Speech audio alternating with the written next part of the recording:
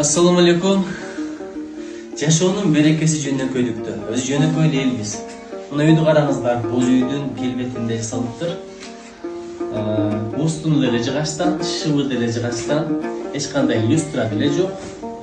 Анан азыр жайда турган диван кроваттарын караңыздар. Бул деле жыгачтан, шыбагы ылайган. Азыр айнек парданы карап атам. Айнек парданы карап атам. Бул деле карасаңыздар. Болгону мык, зым. Ошону азыр бир 100 000 сомдук айнек парда алсаң деле ушул эле функцияны аткарат. Бирок кайран акча чыгып кеткен. Кийим илгичи деле болгону 6 жыгач экен.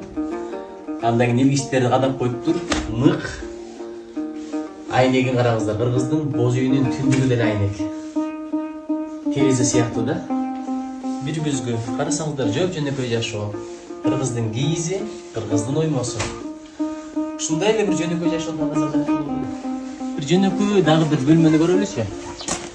Бул жакта селкинчек, шагыл. Булардын баардыгы Кыргызстанда кеңири. Мынакей. Жөн жөнөкөй. Бул жактын кийим илгичи андан бетер жөнөкөй экен.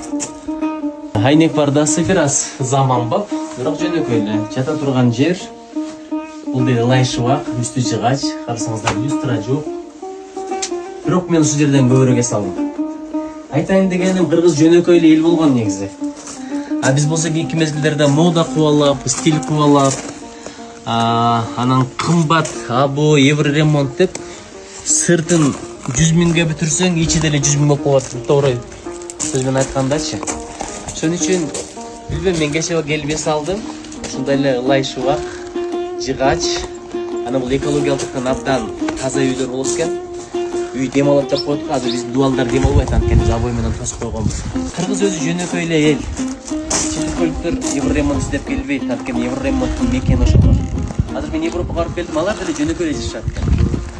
Минимализм, үйүн өтө көп ремонттошпойт. Алар көбүрөөк илим-билимге, жер кыдырганга, интеллектуалдык руханий жактан өнүккөнгө акчаны коротот экен. Биз болсо дүйнө, үй салам, үй бузам, болсо бир 200 000 сомдук мебель. Бул жерде жөнөкөй эле устундар, жөнгөчтөр. Ошондой эле жыргап отурат экенсиң. Керек болсо табигый, андан да жакшыраак. Бул жактачы, ошон үчүн биз өтө эле дүйнөнү кубалай бербейличи. Балким жаны жашоон жөнөкөйлөштүрүп, балдар тарбиялаганга, билим алганга, өзүбүздү өстүргөнгө, эл көргөнгө, жер көргөнгө, тил үйрөнгөнгө, бир жаңы нерселерди ойлоп тапканга убактыбыздарын жакшы болот. Анткени убакыт деген бир келет, бир кетет. Убакыт деген ушундай, колуңда ошондой, таптаганга жараша түшүнбөдө кызылдай. Assalamu alaikum.